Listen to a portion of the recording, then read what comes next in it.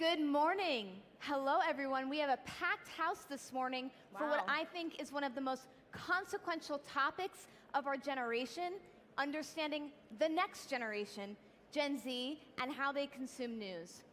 Thank you so much to the Web Summit folks for making this happen. And without further ado, I would love to introduce our esteemed panel.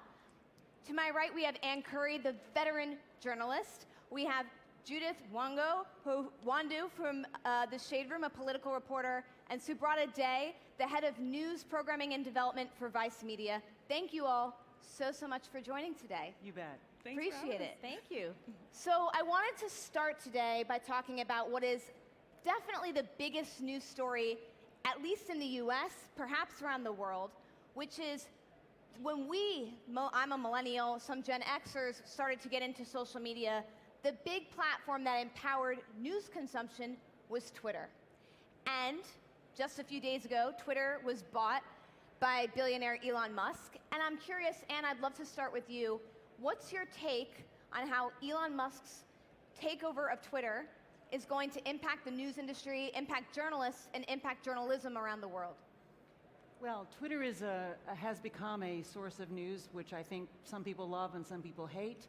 I think that the struggle with Elon is whether he is qualified to take over a social media website that is designed to promote and accelerate misinformation, propaganda, as well as outrage. And we don't know what that's going to be. I think that it's not a platform for people just sort of expressing, as he talks about his, he says, it's about free speech. I don't think it's about free speech. I think it's about something else. And we're going to see what he's going to do.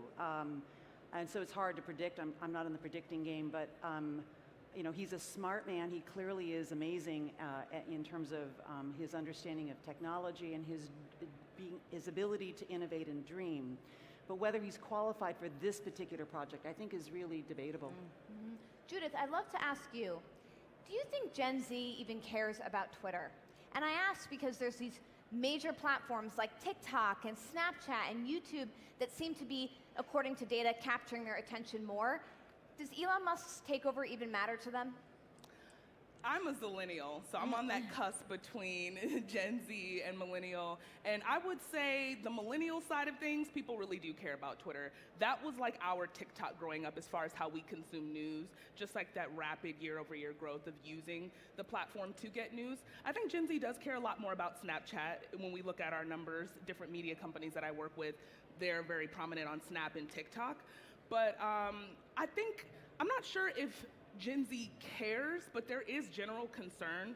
A lot of the people that I speak to about one of the richest men in the world owning Twitter, and then one of the other richest men in the world, Jeff Bezos, owning the Washington Post, it just kind of makes you wonder how they're going to be able to impact politics and, just discourse around politics and what's factual and what's not on these really important platforms. But again, I'm not in the business of predicting either, but it just does seem a little concerning that these really rich people have sole ownership over these platforms. It's just a little concerning. Yeah, a lot of consolidated control. Subrata, as somebody who's managing many journalists around the world, how do you feel about the people who you're responsible for engaging with this platform now that it might potentially change a lot in terms of the way that they moderate harassment for journalists, content, etc.? I have a lot of questions and a lot of concern. In an age when information can be weaponized in the way that it has, it's a huge responsibility to then take on a platform like Twitter, any of the social media platforms. You just can't deny the responsibility that people put on you. And so I have a lot of questions and concerns. We're definitely in a new age of risk and risk assessment when it comes to journalists based on exposure and vulnerability in social platforms. While we're talking about risk and risk assessment, Pew Research Center just put out a new poll, and it found that TikTok is the only platform in which news consumption is dramatically increasing for younger generations. Instagram marginally increasing, and every other platform, it's increasing, it's decreasing dramatically. And so, Subrata, I want to actually come back to you on this one. You talked about risk.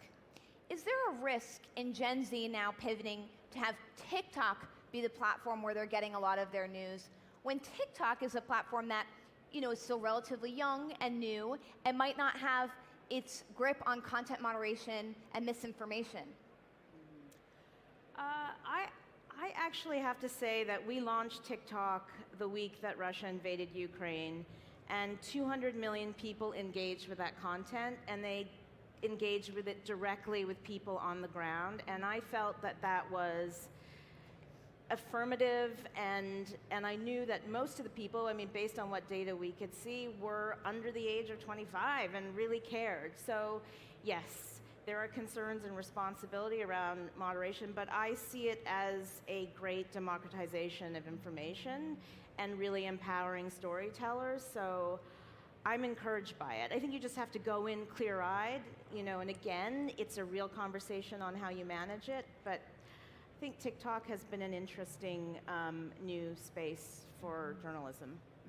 And I love your thoughts, because TikTok is a video medium and you came up through television. And so in some ways they're very similar, that they're both video, unlike Twitter, which is mostly text. But they're obviously dramatically different. One's on the big screen, usually in your home. One is on the go on the phone. What's your take on TikTok, given your career? Well, I think that if I could just jump off of what you talked about being clear-eyed, because I think that one of the, things that I think needs to be said whenever we're talking about TikTok as a news source, because I get it.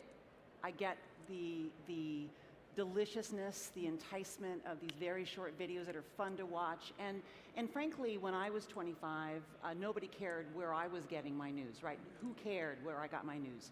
And a lot of my friends, even though because I studied journalism, was reading sort of mainstream newspapers, and a lot of them actually, a lot of my friends were barely getting their news out of the Rolling Stone magazine. So I get it, and I think that actually the Gen Z generation is actually probably better informed, even and despite all the hand-wringing, than my generation was. And I think it speaks to the power of Gen Z that we even care, that we're even having this conversation. But about being clear-eyed about TikTok, I think we have to also reckon with the reality that TikTok is influenced, not overwhelmingly, but it does have influence from the Chinese Communist Party. Okay, let's be honest about that. And there is some question about, and it's still being sort of investigated, but it certainly has been put out into the public sphere, that there's some question about whether the data that is collected from the users can be used to weaponize against them or America in the future. So that needs to be said, I think, whenever we're talking about TikTok as a news source. But I think part of the issue is that I think that and it's not an issue, it's really the reality that we have the Zers, I think, the Gen Z population is understanding a reality of our times, which is that that there are very few options that they can trust. And if I were to say, where is Gen Z getting its news? It's getting its news from each other, right? It's getting it from TikTok or in other ways in conversations. It's getting it from each other because they feel they can trust each other. And they don't trust people in my generation, and they don't trust people in mainstream media because they're that generation. And I have a son who is in this population, and he likes to watch, C-SPAN because it's straight. He doesn't have anybody telling him what to think. He's able to think for himself. And I get this because I'm from that kind of thinking in terms of how to do journalism. I'm against this idea that you are too stupid to know what to think about the world, that I have to tell you what to think. I don't agree with this idea. I think that you are smarter than the people who organize and our editors and our producers in news realize.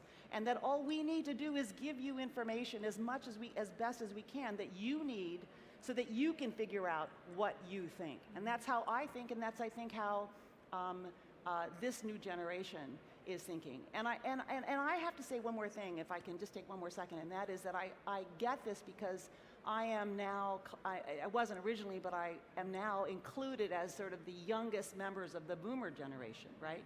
So that's how old I am. But that being one of the youngest people in that generation, now that I'm included based on the statistics, I still have some knowledge about how that generation looked at older people and the older systems. And there was the same sort of idea of, you don't trust anybody over the age of 30, that kind of idea. And while that can borderline on ageism, that there's a little bit of that you have to be careful of, I think it speaks to what is wrong in the world and what needs to be made right. And so I'm extremely hopeful, actually. I think that this generation is very smart about being careful and thinking about editing and being careful about who to trust, because I think that's a question all of us are asking. Anne brings up a good point in that if you don't penetrate the medium in a way that Gen Z can relate to and understand, you're never going to get their trust. You're never going to get them to feel like they're not talking down to you. And so my question for you, Judith, is the Shade Room was built basically on social media. It was built so that you don't have that problem where younger users don't trust you because you're native to the platforms where they are. Walk me through where the Shade Room is investing. Is it mostly Instagram? Is it mostly TikTok? And how are you talking to people on those platforms so that Gen Z does take seriously what you're saying? I would say Instagram is the biggest place that the Shade Room invests, and for a few reasons. One, obviously, that's kind of the DNA of TSR. It was built on Instagram. The reason it was built on Instagram is, I think, connected to the reason why social media has been a good thing for news. And it's because the founder wasn't able to afford to build a website. So she started posting the news to Instagram, and then it actually blew up from there because she realized, hey, people are already on here, and they want to get their news directly on their feed. And I think that speaks a lot to social media, Instagram, and how it helps democratize voices in news. Sometimes Black women founders or people from diverse backgrounds don't have that ability to start a news platform in a traditional way, but they might have the expertise in, let's say, celebrity news or something that they want to be able to share. The reason Instagram is so important, I would say Twitter and even TikTok or any platform that has comments that people can view, is because Gen Z grew up getting news on social media in a forum style. So it's not just important to read the news, but to read the comments about the news, to get other people's opinions about the news. And I feel like that kind of adds layers to the news reporting. I mean, of course, that's where fact-checking has to be important. If somebody adds a remark about something that went down in politics or with a celebrity, you have to kind of, weigh and see if what they're saying is correct. But I think it's more than just getting the news directly where you're at and where you're spending the majority of your time on your phone, but it's also about knowing, how do other people feel about this? How do my friends feel about this? How do strangers feel about this? What are some nuances in this story that I think came out because it's trending, or I see it in the comments and it's popular? Sometimes that's really important when you're engaging in news, as opposed to, let's say, Walter Cronkite, the traditional guy, giving somebody the news report. No, okay. Sorry. I'll point somewhere else. Or like a Barbara Walters or someone just giving the news, in a linear way, just kind of, talking to somebody through a screen and they're experiencing it by themselves. I think previous generations experienced that, but now it's really important that this is done in a forum style for Gen Z. I'm glad that you brought up the two-way conversation, because I feel as though there's a new generation of social media platforms that were built to help facilitate that two-way conversation. You have Twitch, you have OnlyFans. Both are platforms that Vice has a presence on. Subrata, why does it matter to be on some of these new age platforms? And I actually would love to get your thoughts on your experimentation with OnlyFans. I know the CEO, Amy Gann, is here as a platform for news. I think you can't, we always say you can't be above the news. You also can't be above the audience. You have to listen to them and engage with them and go where they are. And you can't make assumptions about the people that are seeking out information. So Twitch, is, I think, our head of digital said, people told her, only teenage boys go to this platform. And she said, great, we teenage boys need information too. So we launched on Twitch, and I'll tell you that that is now speaking to a whole new set of people who are getting news and information. I just don't believe that there is one set of people who want news or that people age into news. I really believe it's on us to figure out where the audiences are and then speak to them and find them where they are. We should really be making the effort and doing the work.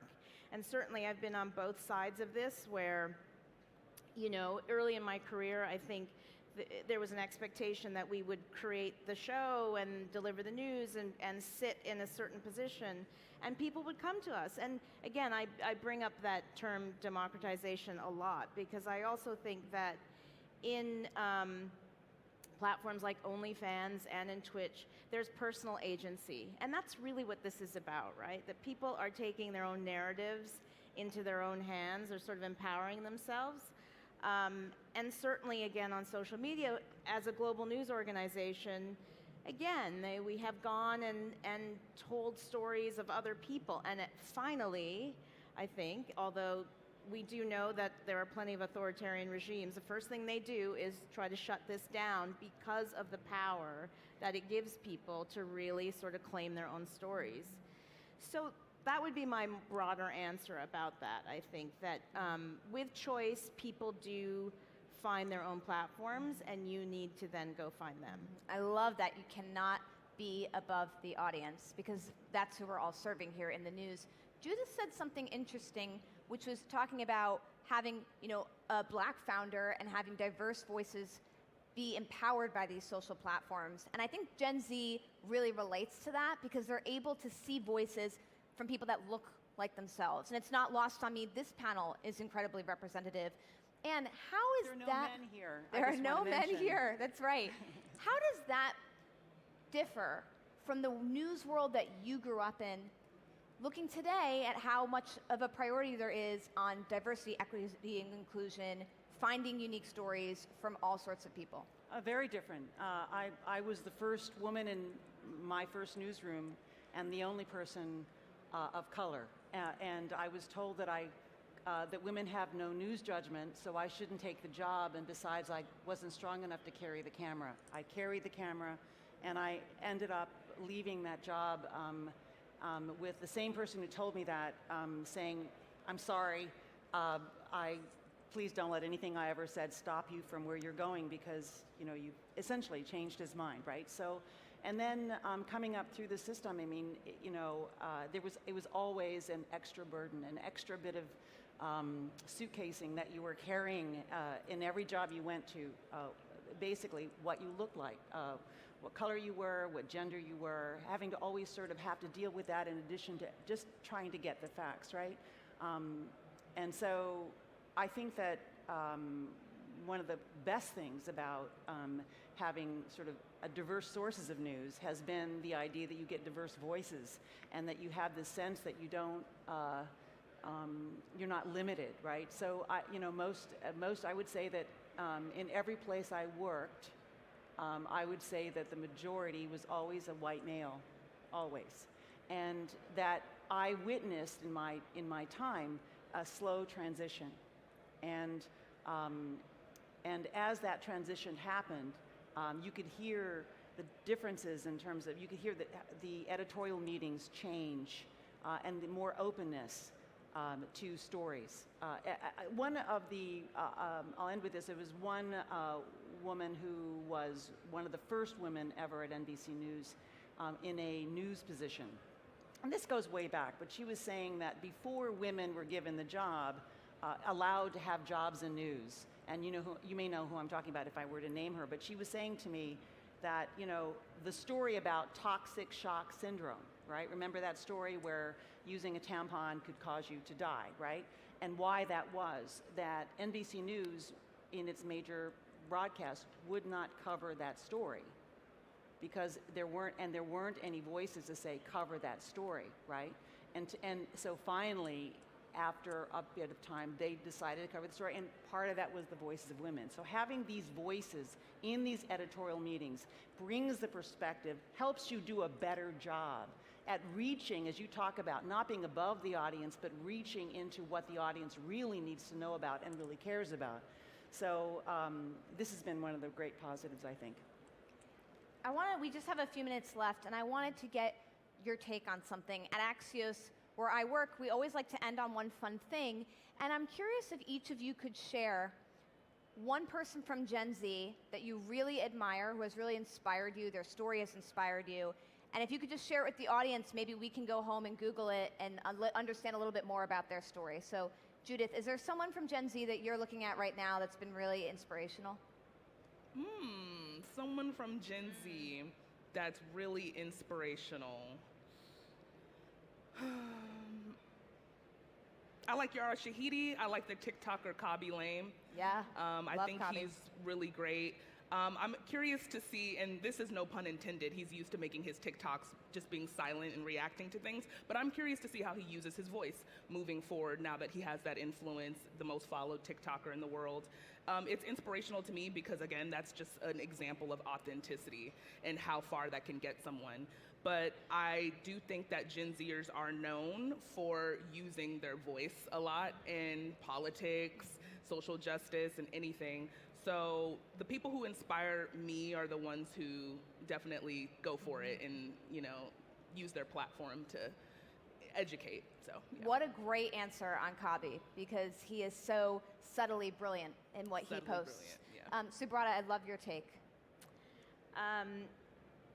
Can I make a shameless plug for one of our own reporters, who I think is, even while she was at the BBC, I think really sort of broke out in terms of what she shared on the platform. That's Sophia Smith-Galler, who's here, and certainly if you can attend any of her panels, you should. Just fearless in the conversations that she is taking on. I mean, challenging things immediately, and really also subject to a lot of incoming kind of criticism, and I just admire that fearlessness. I think that I certainly came up in the business when I would think, 5, 6, 7 times about anything that I put out there, and when I did, would think about it very differently. I like that this isn't following a conversation, she leads conversations, and very much in our newsroom that will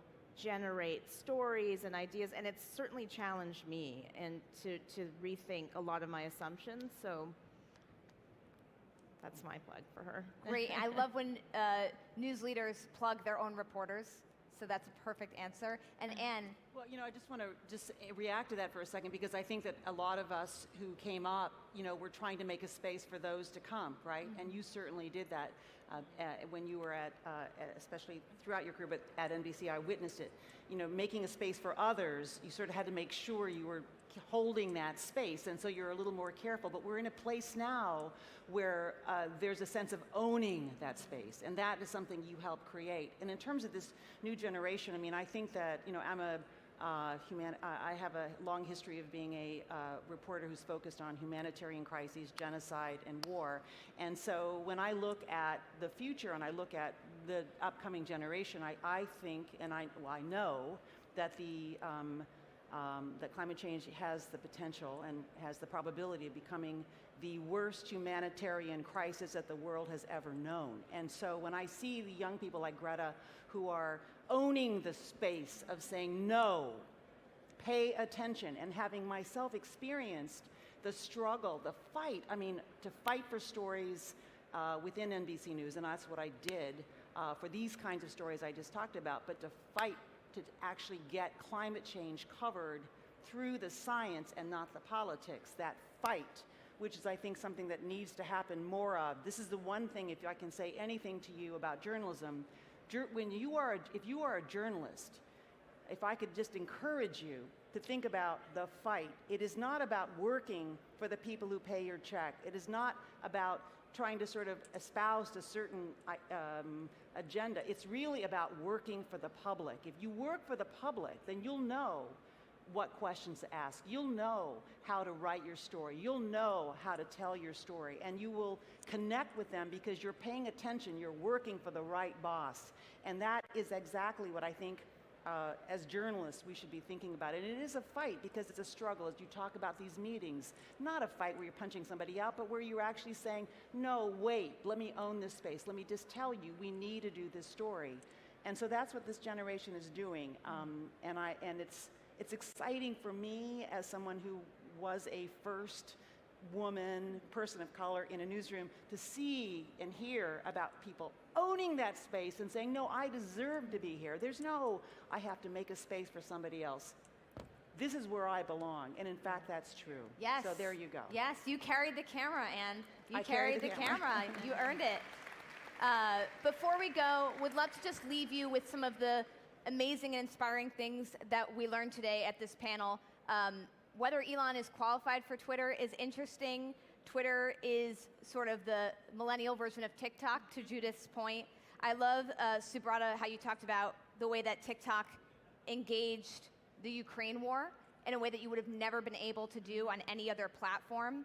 Growing up, Anne said no one cared about where you got your news. But today, we're having this conversation, which is really important, and it speaks to how engaged Gen Z is. And then, finally, I think just hearing what Judith was saying about we need to be open to forums and two-way conversations with this generation is really informative to how I think about personally reaching out to Gen Z. Thank you all again so much for joining. Thank you so much to our panelists, and thank you to the Web Summit team for making this possible.